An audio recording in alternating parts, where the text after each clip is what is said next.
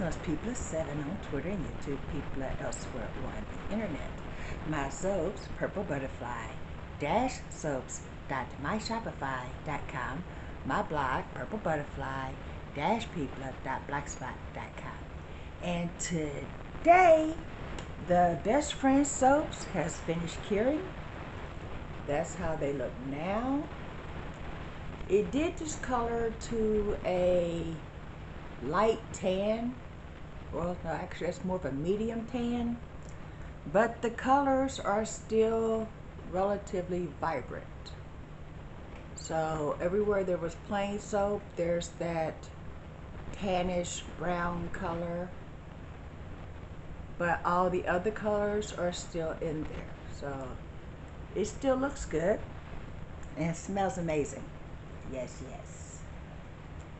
So I know next time I buy Best Friend scent, buy the vanilla stabilizer too, so that way it will stay relatively neutral in color, or just, you know, color it completely without any plain spots, or put some titanium dioxide in there so that way I have a white. These are lessons you learn going in. The first time I made Best Friend soap, it was the Distracted Butterfly, where one side was peach and the other side had a marbled, it was a 2-in-1 soap. So the Peach Perfection was the bottom layer, and it was orange and yellow to represent peach. And the top was a column swirl that had a marbled effect in dark colors. So, and the top layer was Best Friend. So of course it never occurred to me, hey, there's discoloration going on with this soap, because the colors used, I never seen the fact that there was a discoloration. The fact that discolors was literally written on the paperwork, and I kind of didn't pay attention to that, because this is a swirled soap that has colors in it. But the one color was plain with glitter, and that part should have been white with glitter, you know, in it. There was a biodegradable glitter. So yeah, which barely shows up actually. Let me see if I could find any of it in here.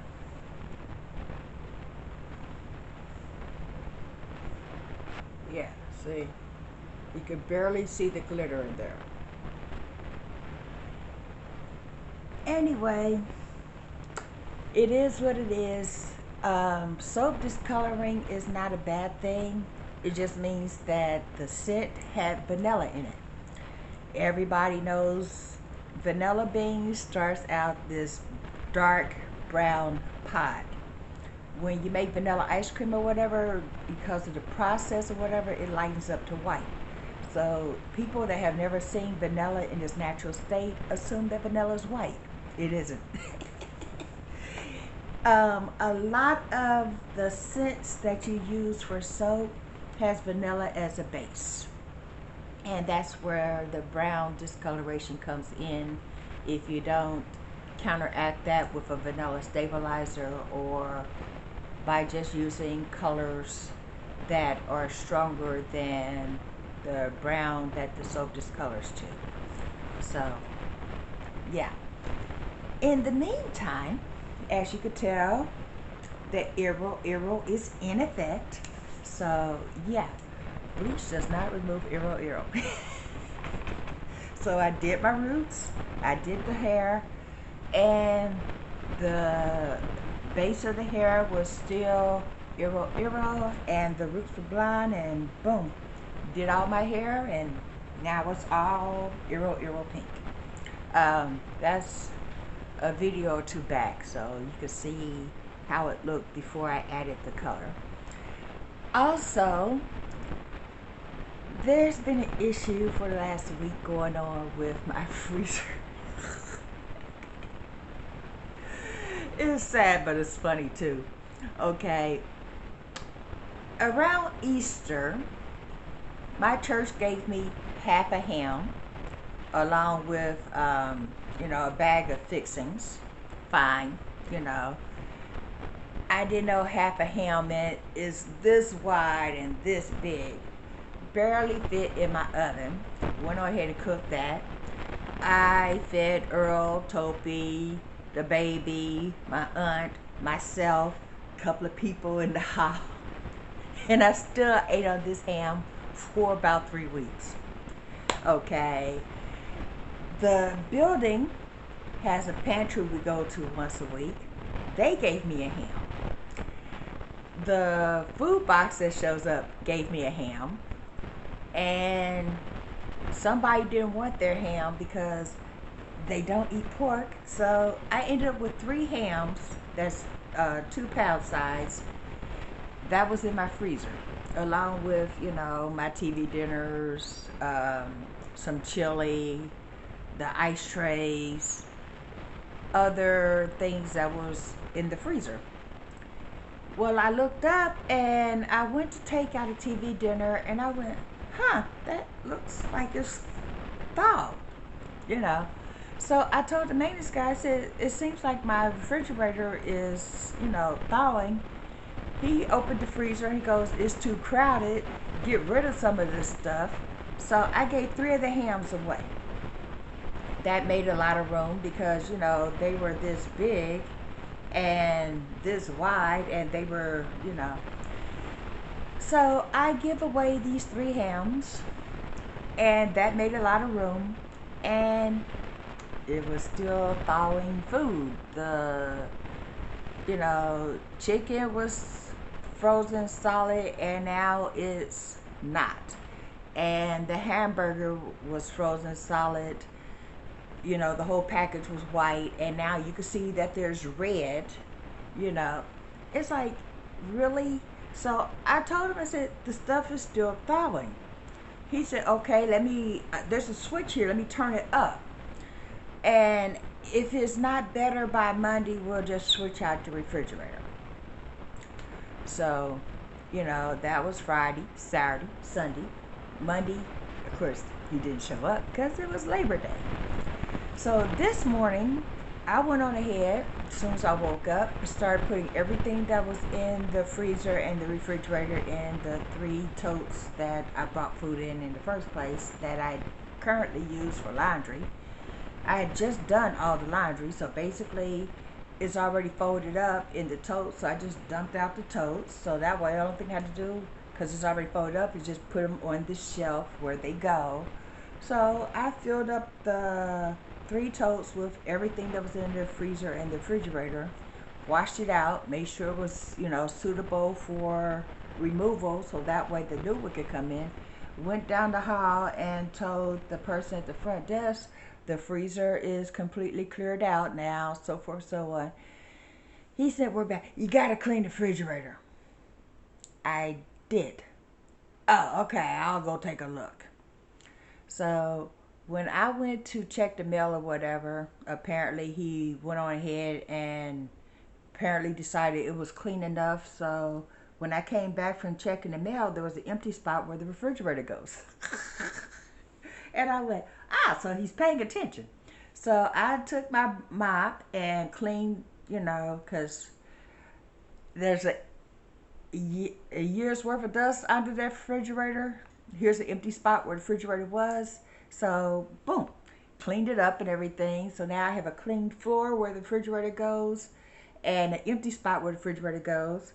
So this guy, even though the box says right on it, the refrigerator says right on it, weight issue, use 2 or more workers, to install a refrigerator.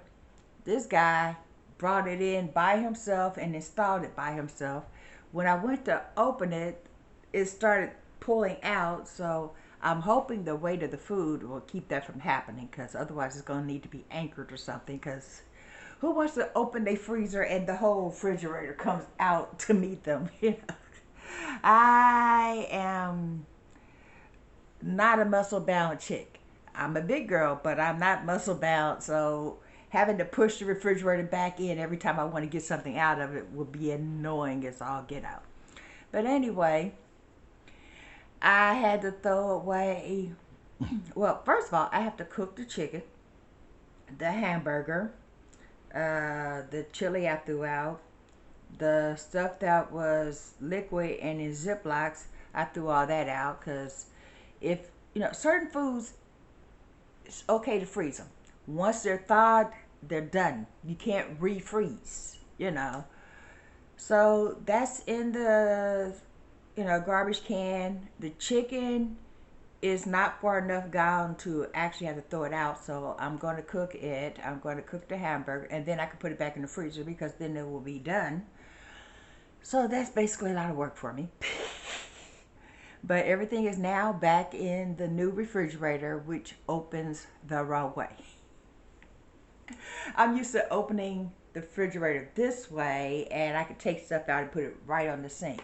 The new refrigerator opens this way, so I have to come out from this way and go around to the kitchen sink because it's in reverse. And when I said, hey, that's backwards, he said, it works, it's here, be happy.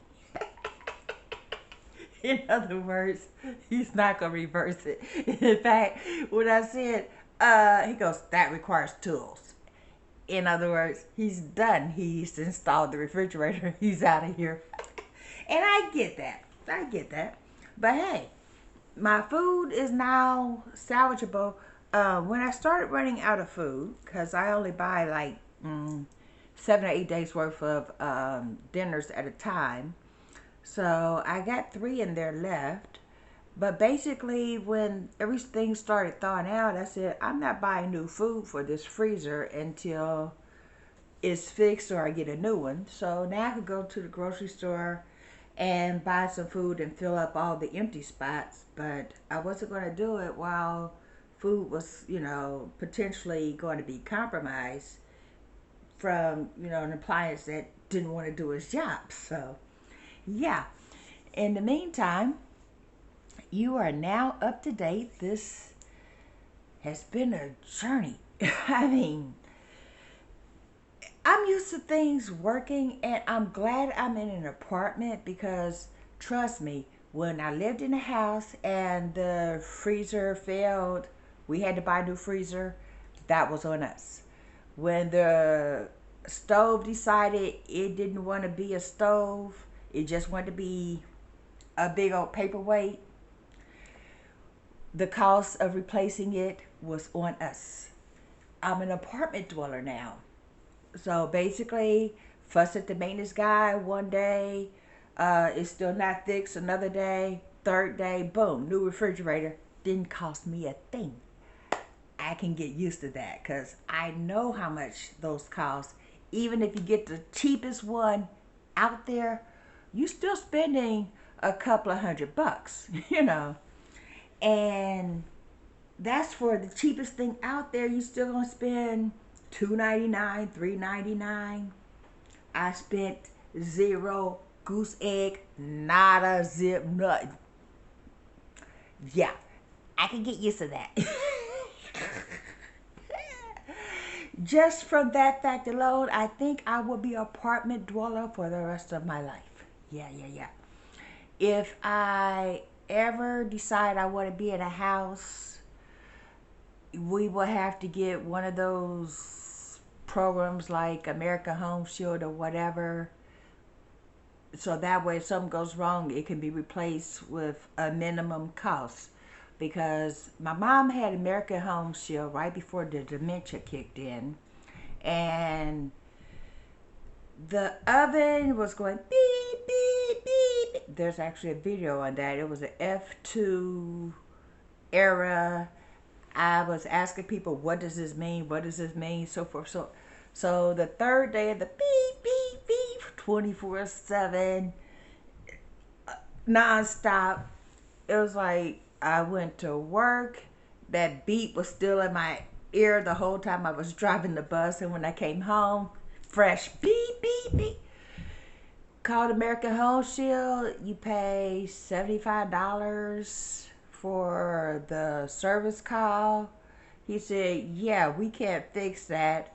Be right back. And he left. I'm like, What, that's it? Yeah.